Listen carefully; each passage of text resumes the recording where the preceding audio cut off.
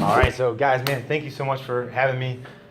I love being an entrepreneur, and I love talking about it. So today I hope you learned some things from my mistakes and what I've done that didn't work. And especially since you've been telling me about your guys' project, I think that's awesome as well, what you guys are doing, so we can talk about that at the end. So what do you guys think being an entrepreneur actually is? Tell me what you think. Starting something, okay? What you got? Business on your own. Okay? So you're the boss? Right. Word? Anything else? Finding a niche. Ooh, okay. What do you mean by that? Finding something that someone else hasn't done, or finding something that you're good at. Okay. I like that last part. What else we got? What does being an entrepreneur mean? No idea. Anybody else got anything? Creating a business from the ground up. Creative. I like that. All right, so here's how I view it. Looking at your own skill set, what you got, what you can deal with, what you can develop in yourself, and looking at the marketplace being the world. Because literally, social media gives you access to the entire world, right? And how can you get those two to come together for the chance to make a profit? Chance. Nothing's guaranteed, right? Okay, so that's how I envision being an entrepreneur. Love those answers too. So let me tell you a little bit about myself and how I became where I am now. And then once again, we'll talk about what you guys are going through. So let me start with who I am, what I am. So I serve people in our four walls and outside of our community with a joyful, enthusiastic zeal. Have you guys ever been in a conversation, I know you've heard before, with adults, and they walk up to each other, and they're like, "Hi, Kevin, what's your name? Steve, what do you do?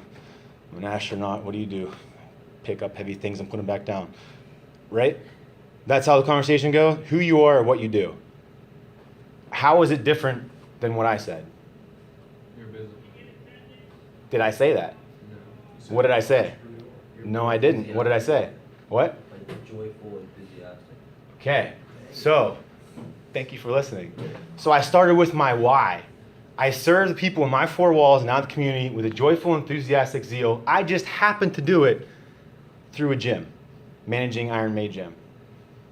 So let me break that down for you. So joyful, I always capitalize it. I believe joy can only come from God. Enthusiasm, I believe nothing in life that is worthwhile can be obtained, accomplished without great enthusiasm. And zeal, being authentic and genuine. Okay? So those are things that I strive, that I believe make, that's my why. Simply put, that's my why. If you guys don't know your why, the quicker you can find it, the easier, quote unquote, your life will be. Because then you have your goal. You know what you're about. So my job can change, but my why won't. But that's just for me. That's what you guys got to explore. So I went to Slippery Rock for marketing and management. I graduated and I walked out and I'm like, "What's up, world? Give me a job." And the world was like crickets. So if you think that getting a degree is going to give you a job, you might be disappointed. If you think you're going to walk out of here and get a job, you might be disappointed. Because anywhere you go, you're going to have to start at the bottom. It's hard. So I spent 6 months unemployed because I didn't want to sell DirecTV. I didn't want to sell magazines door to door. I remember being in a conversation. I called my friend after a terrible interview. I'm like, "Dude, the only thing I want in life is a 9 to 5. And he's like, "That's what I want." And it's funny how things work out because 9 to 5 is like not what I work whatsoever. Some days it starts at 4:30 and doesn't end until 8, and it is just ridiculous. Who believes the quote, "If you love what you do, you'll never work a day in your life"? You believe that? You believe that? Okay, tell me why. Go ahead, you tell me why first. I don't know, because if you like it, you have a passion for it, so it's not going to bother you. Okay, what you got? If you love something so much, it's not, the time isn't gonna, you know what I mean? Like, you act like you're not working for a job. It's like your passion, your hobby, or work ethic. Two people said passion. Okay, what do you think? Well, I can remember, do you remember,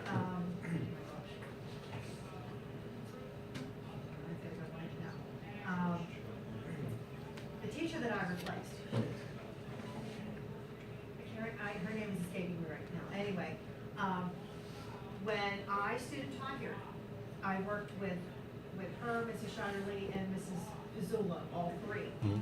And I just remember, Miss Henry, Okay. I remember her telling me, and she talked about, what she did, she talked about her schedule. She said, I'm going to school. She never called it work. She just always called it school. Yeah, I get to go to school. She didn't feel like it was work. Right, right. She always enjoyed being a teacher. She always loved being in school.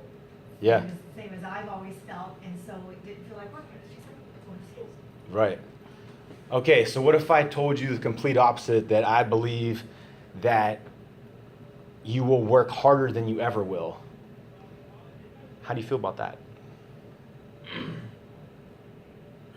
Any objections? If so, why? How does that make you feel? That if I'm telling you that I right now I work harder than I ever did when I actually worked a 9 to 5, but I'm working towards something that I love now. Does that change your viewpoint on how you answered? No, not at all. Because if you love something, you're gonna work for it. You know what I mean? Harder You're is gonna like, it's not like more difficult. Harder is in like he's more passionate. Yeah, he's You gonna want work it to get better. Yeah. Okay. So how do you guys think you find your passion? Do what you're good at, what you're naturally good at. Which you're naturally good at. All right. So let's break it down. What's the difference between passion and purpose? What you want to do, what you have to do. What you have to do. Interesting words there. What else you got?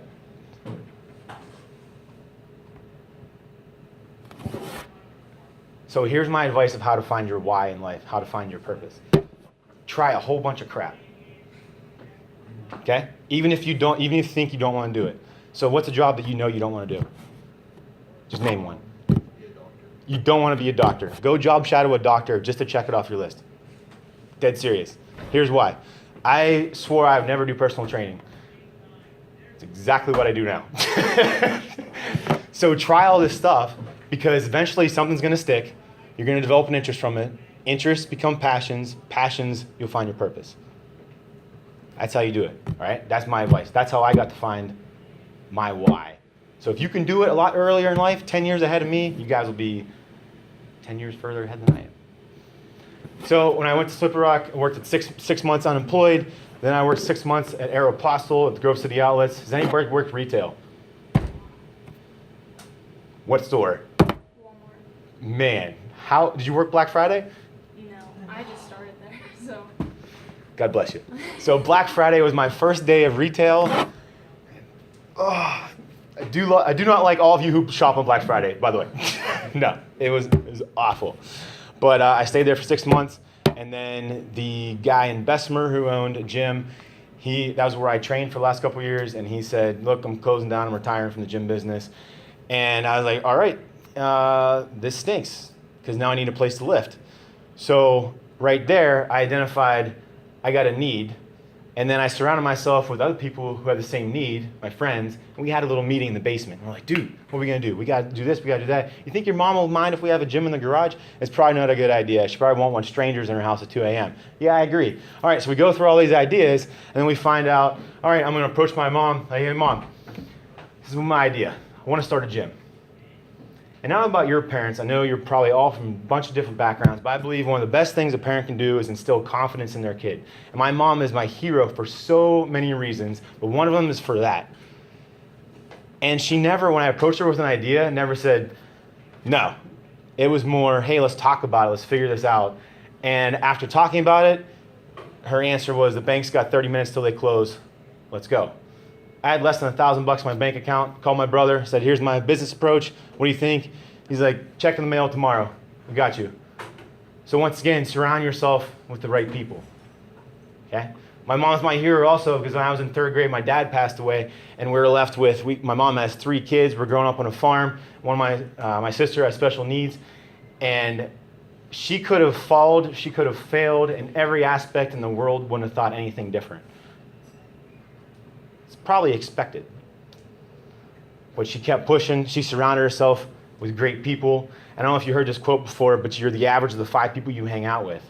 And as later in life, I got to see the people she surrounded herself with, our community, the farmers, the school system that she was involved in. She taught here for many years. Her faith, that's what brought us all the way through. And it's amazing how when you never see what God is doing through the windshield, you always see what he's doing through the rearview mirror.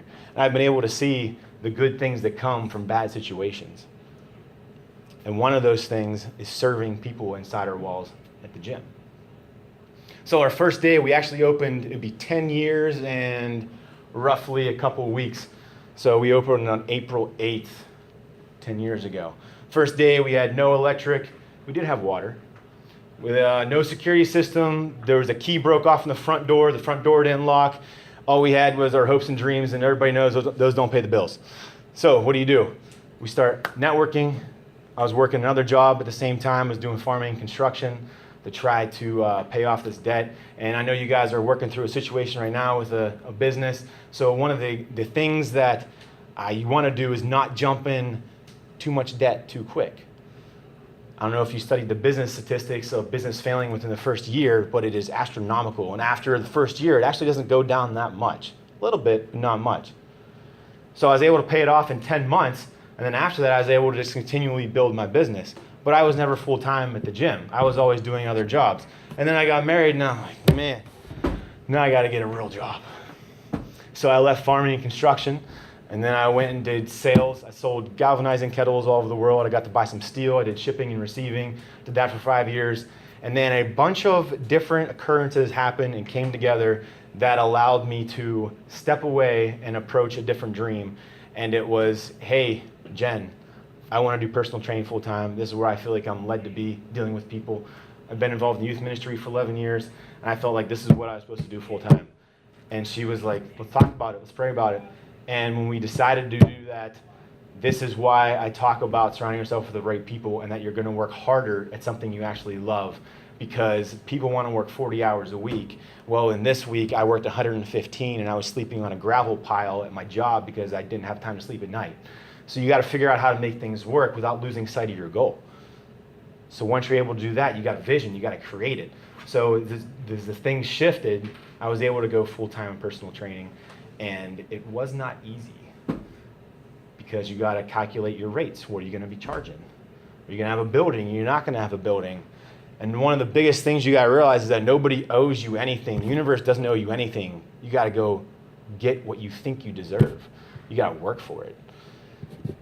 Luck and coincidences, I don't believe in either one of those. I believe in hard work. And you use those two words of luck and coincidence, I just view that as when God chooses to remain anonymous. So good things can happen, but you got to work for it. So as we went through that, some amazing things that have happened at Iron May Gym recently, which I want to tell you guys about, you seniors also. We have the Senior Scholarship Award. Make sure you apply for it. We're going to be doing it every year. Last year was the first year. We got 3 different school districts involved. We do an interview process with the top 5 and whatnot. But we have been able to be involved in whether it's sponsoring 5Ks, golf outings, you name it. We try to be involved as much as possible. Our clients, we go to their events. And here's the thing that makes us niche.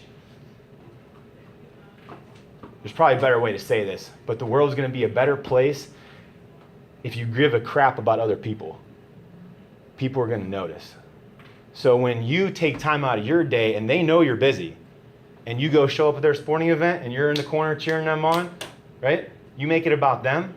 Nothing's about you. Because really, I don't do much. I implement a plan. They do all the hard work. I spot, I pick up heavy things, I put them back down. They're the ones doing the hard work. But when you show people that you care, when you build a reputation, your reputation is going to take you everywhere. And it can be ruined just like that. So those are some of the cool things that have happened at our facility.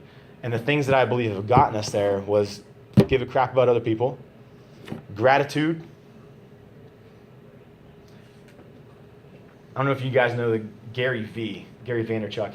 He bought K-Swiss. He's a big business tycoon. His business goal is he wants to buy the New York Jets. Highly suggest following him if you don't know him. But he speaks so much of gratitude, of filling your head up with so much positive things that you don't have any time to think about the negative. Actually, I got 2,390 written on my hand today because many people, how do you guys feel about coming to school on Monday? How do you feel about coming to school on Monday? Monday's actually the best day to have off. All right. So, do you guys agree? Yeah. Man. All right. I love Mondays so much that sometimes I cannot sleep on Sunday night. Because if you're doing a job where you're not meant to be there, you're going to be living for the weekend. And if you live for the weekend, you're living 2 out of 7 days of your life. So on average, I have 2,390 more Mondays left to live. I have 2,390 more Thursdays to live. So that gives me a gratitude, neurological standpoint, where why on God's green earth would I waste time doing something that I don't want to do? You're going to be working harder than you ever thought you would if you find something you actually love. Right? So we got gratitude, giving a crap about other people. Generosity. It's pretty self-explanatory, right? But man, being enthusiastic about people who walk through the door, man, everybody who walks through the door, I'm going to treat them like they're the person I've been waiting for all day. Because as an entrepreneur, they literally are. Because you only make revenue, you're only putting food on the table if that person walks through your front door. Most of the time. Obviously, you can expand through social media and whatnot. But that is just like, how would you guys feel if you walk through the front door of school and teachers are lined up and they are cheering you on? They're like, man, you got a history test today? Let's go. You got this. Hey, you got a math test today. I know you're going to do well. You studied all weekend. You got a speech today? No problem. You look great. You're going to do well. They're giving you high fives. How would that change your day? Wouldn't that be amazing? So do that for someone else. You want to succeed in life, be enthusiastic. You want to be interested, you want to be interesting, be interested in people.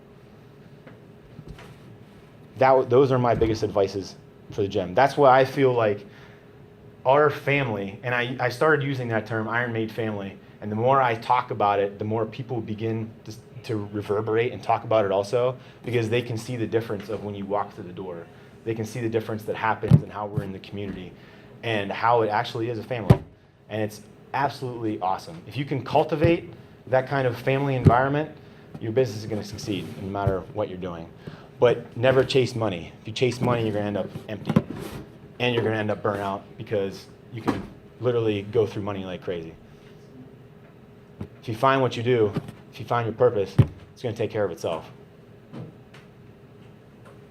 So those would be my suggestions of finding your why, finding your purpose, being generous to other people, taking care of other people. But what situations are you guys going through in your gym thing right now? Talked about it. We're having problems agreeing because there's always somebody who has like a certain idea. Like I'll bring up something and then they'll either argue with me and then we'll go back and forth for the whole class period and we don't get anything done. So that's just our problem, is trying to agree on a certain topic. All right, so give me an example. Okay, so an example, we were All right, having so a gym or no gym. all right, so let's view both sides. Having a facility or no facility? Who's having for a facility? Let's hear it. What do you got? Having for a facility. Okay, yep. What do you got? You can make more money. How so? Eventually. Prove it. Because you can bring. Because, for instance, so say we're all training someone, we can still have the gym open for people that don't want to train. Okay, so you're offering general membership. What else you got? We were gonna offer a personal training, like when we go out to your house. Okay. And then you pick your gym of choice, or that's what they wanted. Okay. What we wanted, some of us, we wanted to have our own gym. You could come to our gym, and then we'll train you there. Okay. Anything else for a facility? You can make a name for it. Like if you own your own gym, for instance, like Iron Maid, you can eventually, if you wanted to, branch off and like make a second Iron Maid. Yep. All right, no facility. What's your arguments? It's just cheaper for the start. It's cheaper. Like, we'll just go to like a 24-hour fitness. Like When you bought your gym, was it perfect off the bat? Or did you have to fix things, have more expenses, fix expenses? Like things eventually, that? I think we'll get one. Like theoretically, When we we'll get more one. established, I But, wouldn't want like, to go right out the start. gate with the gym, and I don't think it's too ethical when we don't have the But I capital. feel like a facility would be like a nice foundation. Eventually, when we get established. Eventually, yeah, but you're gonna spend so much money on a gym. Yeah. And you have to worry about paying the gym off without looking more But down the towards the road, people. it'll be worth it. Right. Yeah. Down the road, Plus, you can right always now, make so much yeah, more that's our money business by plan. owning your You own can't. gym. Some of us Yeah. have, some of us, This okay, is so wrong. here's This is kind what of the happens. problem. We have people who are chasing money, and people who will just want to start, like a nice little thing and make it, bigger, like a nice name, you know what I mean? Okay. And that's what I want, some of us want, is to make, you know, a name. You know what I mean? Like, you can come into our business and we'll treat you better than Right. all the other people can. Yeah. Our whole thing was being personal trainers. Okay. So we were thinking, why do we need a gym to be a personal trainer when we can use other facilities cheaper than having to pay for an actual gym and just buy a gym membership and meet them there and do it with them. Okay. But here's my argument for using other people's facilities. That's drawing business that you could have in your own gym to somebody else's gym. Okay. Because not only are you paying to use their gym, when you could use your own gym and don't have to pay. Okay. That's a good point. Have we ever thought about paying? Yeah, but We have to pay a membership to like. So have you Yeah. calculated the cost of what it takes to own a building? we did not, because they didn't want a building. So we didn't even look into having a building. Okay. Do you, Isn't this argument? Oh. so if you're looking at general membership and personal training, do you have any idea of square footage you're looking at? A garage. What would be the best, in your opinion, what would be the best? All right, so I'll tell you, I can't speak for everything, but let me tell you what I've gone through. All right, so I've been trying to buy a building for the last 5 years, currently also in the process. But what I've realized that my dream building is about 9,000 square foot. The one that's for sale is about 7,500 square foot. Where I'm at right now is, let's go 2,400 square foot. Big jump, right? But I got big plans. So here's where I'm stuck. If a building goes for, let's just say 200,000, because that's an acceptable rate for 7,000 square foot, especially in this area. You're looking at a massive mortgage. So the overhead that I calculated, just my overhead to run that place, was $1,300 a month. That didn't include fixing in my equipment. That did include taxes, which, darn taxes. So you got property tax, all that kind of stuff. But just my overhead was $1,300. That did not include my mortgage, which would have been another $1,500 to $2,000 a month. And you add that right in there, I can't afford it. So what do? I'm stuck with making the best out of my 2,400 square foot that I can. Not a problem. That just means the second part of my business goal has to be on hold. So what we just did the last week was, all right, here's my itemized list of dream list of equipment that I believe is going to make us the best gym in the area, no doubt. Let's knock all this out while we're waiting for another facility to come about. So if you're looking for a facility, if you chose to go the building route, the plus side is you own the building. However, most gyms do not own their own building because the turnover is so high. Gyms go under. The Intense in Newcastle just sold. I was there last week. I think they went for $225 for their building. Their equipment wasn't too bad a price, but that's all liquidation. They're just trying to recoup their assets. So if you go with the building, yes, you have the name, but you have a gigantic overhead. And that is one of the things that I'm glad I didn't jump into at the beginning, was having this massive debt. And you never want to be slave to debt. Never. Because if you're a slave and you got nothing left at the end of the month, that means you can't do things that you actually love because you have this thing looming over your head, right? So building doesn't have to be a yes to buying one. You can start with renting. I found that with banks, they will approve you for a mortgage a lot quicker if you are subletting with other businesses. So let's say you go in, you buy a complex, and you're like, all right, this is 7,000 square foot, but I'm going to divide this into 3 spots because I'm not big enough to take all 7,000. We're just going to take 2,250, whatever that is. And now I got 2 other businesses here paying my rent, which then covers my mortgage. So all I have is my overhead. So now I got more profit in my pocket. Then as soon as I expand, I kick one of the businesses out. As soon as I expand again, I kick the other business out. Now I got the entire place. So think of it as steps along the way, right? A plus side to not owning a facility. First of all, you can do personal training anywhere. There's a bunch of clowns on Instagram. You can pay $40 and they'll send you whatever plan you want. They're everywhere. But if you do things outside of a building, you can still create a brand name. I know that was one of your concerns. But you're going to be traveling. But your overhead is like nothing.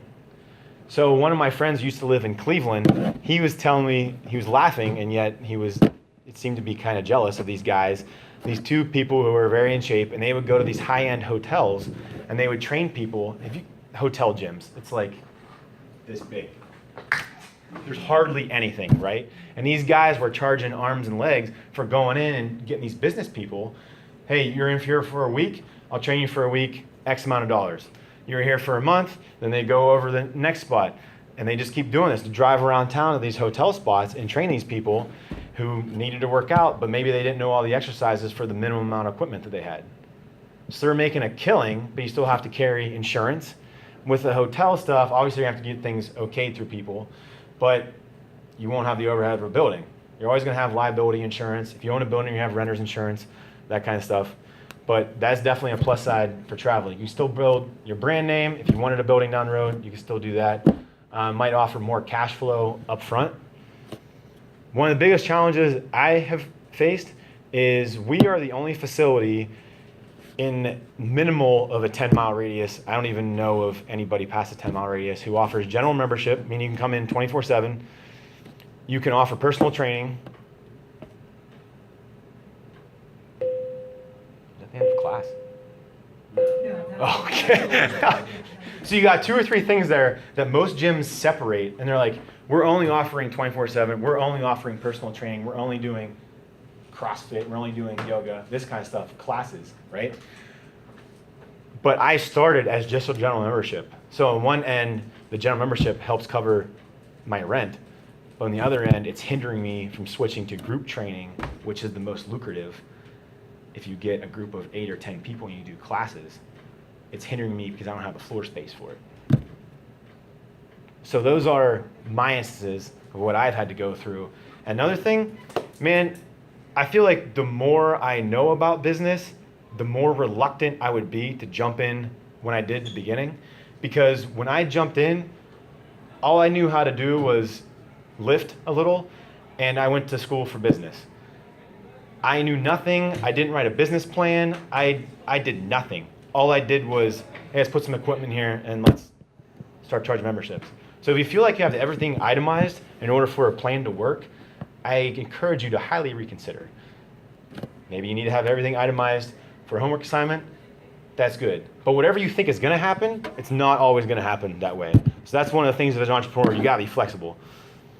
Very flexible. Because you got to adapt to whatever the needs are. But there's a difference between being flexible and chasing a trend. I don't think CrossFit's going to be around forever.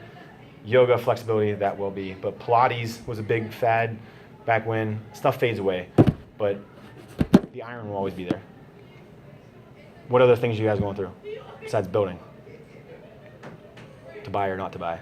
We should charge for it. Packages. Charge. Okay. Yeah, memberships. So first, have you dictated where your target market's going to be? What location? You looking this area? I mean, Yeah, target first- market, no. Nothing. At first, we were going to go like California or whatever they wanted to, and then we moved back Yeah, to they here were- to our like, normal, everyday working Yeah. people that came to the gym. Just keep it simple. I would suggest doing it here just because you guys know what is here. Yeah, that's what I'm Just because you know what is here. That is the only thing. So all you gotta do is look around Google, search on all the Google Maps, say gyms near me. It's gonna list probably 10, 12. Go to their websites if they have one. It'll itemize their list. If they don't, hit them up. What's your membership rate? All right, there we go. Find what you're from the beginning level, your opening facility, so you're probably gonna start down here. After you're established, you got credibility, then you move to the middle. If you wanna be high end, then you cater towards the high end. If you wanna be more flexible with them, that would be going to their house. Because most high end people, athletes, all that kind of stuff, they want you to come there. They're not gonna come to you. That'd be my suggestion. Research your surroundings. Because by far, this is typically a low-income area. As you move towards Ohio, it increases. So I'm in New Middletown, which is on the border, obviously, of Mohawk, but also of Poland. Boardman out here. So over here, you got high-end people who can afford a lot of stuff. But if I keep my facility here, my rent goes down instead of Boardman, which is right. So if I keep my overhead lower, then I have more money in my pocket to allocate towards, just like we did, upgrading equipment, building the business. So one of the big things with a team is you're going to have so many opinions. You're going to have so many things. And everybody's opinion really does matter. The thing is, just pick something, and everybody has to be able to say, I don't agree with this 100% because it's not how I would do it personally, but I realize that for the team, this is the best situation that we can do right now. So let's do this and let's get this done. So my suggestion would be do something right here, because you already know your demographics, you already know your target markets. The data is already there. I believe the website is City Maps or City Groups. To be honest, I'm still working on my business plan. I have a folder that's like that of statistics of traffic patterns, of age gaps, of median incomes, like everything. And I still don't have my business plan done. I'm at like 40 some pages written. But seriously, I'm working in the reverse order. I built my business and now I'm trying to put the data in to what I actually am already involved in. So it's kind of different. But don't overthink it. Just do it. Jump in. What else you got?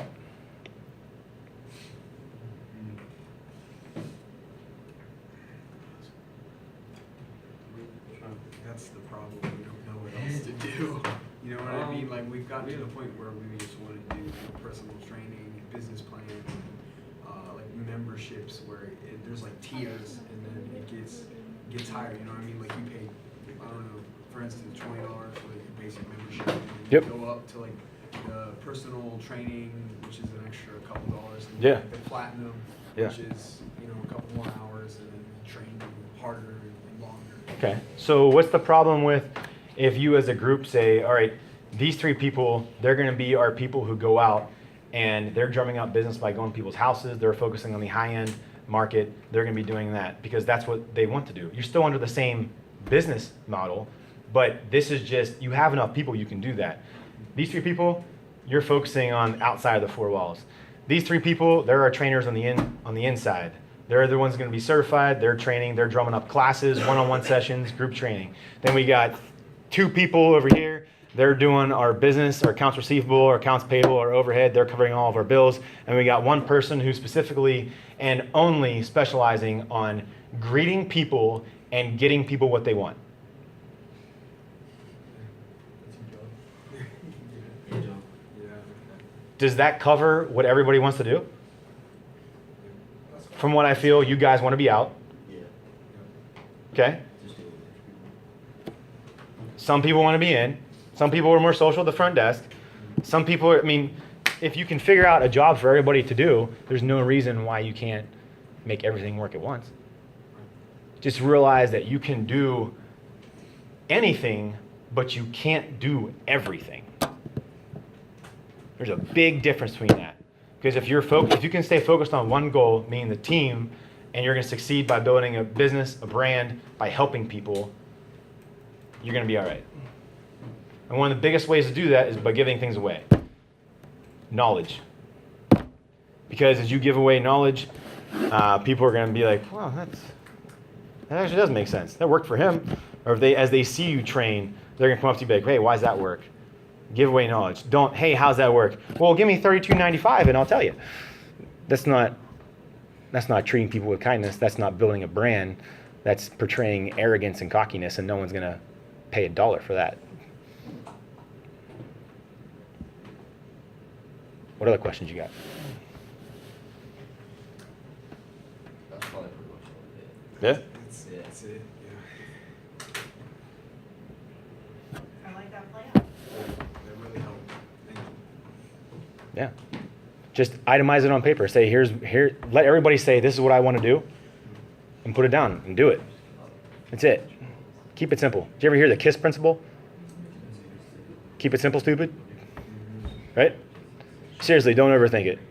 I am fully convinced that entrepreneurs, we're just a bunch of people out there that we're just trying things. And if something sticks, it sticks. There is no plan. But one of the coolest things is that you can learn. Did you ever hear the quote, a fool never learns, a smart man learns from those around him, and a wise man learns from those that came before him? So think about that. If you can read a book that Sam Walton, founder of Walmart, wrote and made billions, and he can tell you how to construct his business and the principles that he used, why would you not do that? If you can read and listen to Tom Bilyeu, who started Quest Nutrition, who now has a podcast, brands, everything, one of the biggest supplement brands in the world, and he sold that, why would you not want to learn from them? If you want to learn from Vader Media, who has, they're now an sports agency, he wants to buy the New York Jets, why would you not want to learn from him? Why would you not want to read and research and be the wise person in the room and see what other people did wrong and then not do that? Fast track it. So if you can take your business plan from 10 years to 5 years just by being the wise person in the room, by all means do it.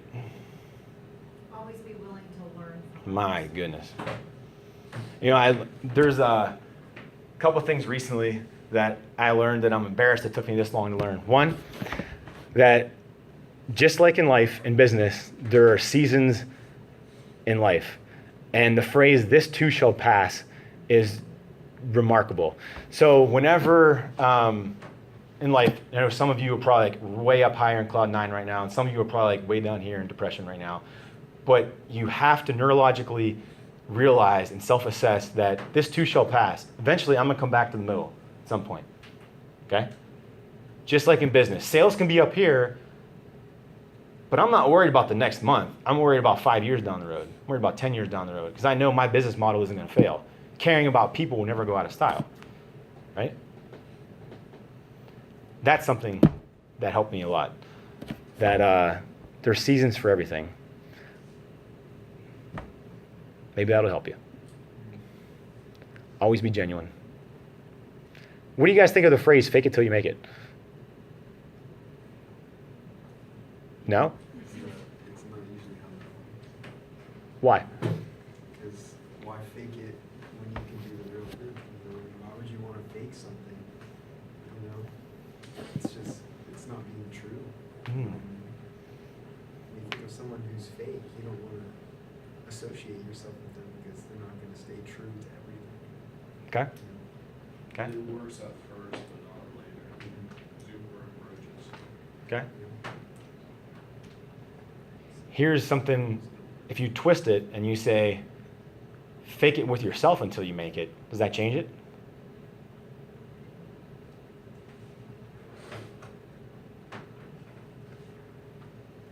So here's something, I'll tell you, here's something that I am terrified with.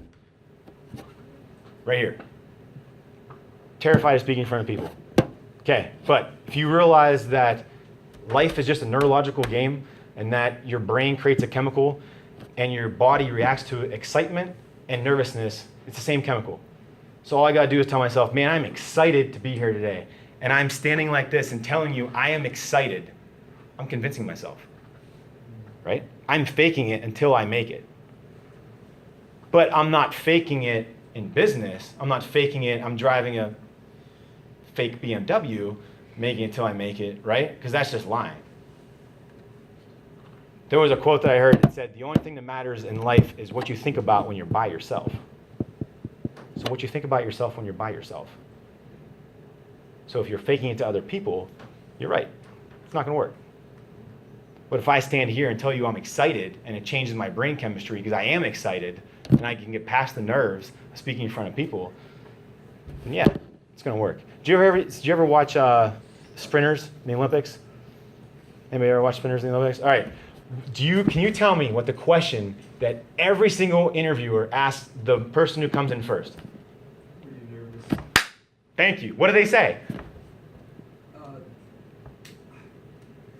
was like yes at first, but once I started going, it goes away. No, I was excited. That's what they say every single time because they've been able to train themselves to change that switch to I'm not nervous. I don't have nerves. I'm excited. Just like you said though, they trained for that, right? Maybe that'll help you. Any other questions?